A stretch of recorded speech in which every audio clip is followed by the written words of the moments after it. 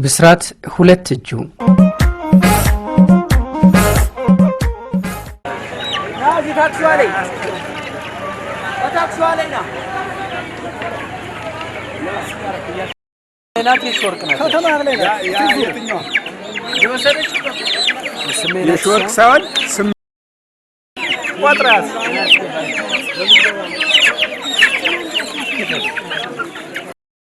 ተመስገን አይናለም ባላለ የሁለት እጁነት የወረዳ እንስሳትና ዓሳ ሀብት ልማት ጽሕፈት ቤት በሰቆጣ ቃል ኪዳን ፕሮግራም የፎክ ነኝ።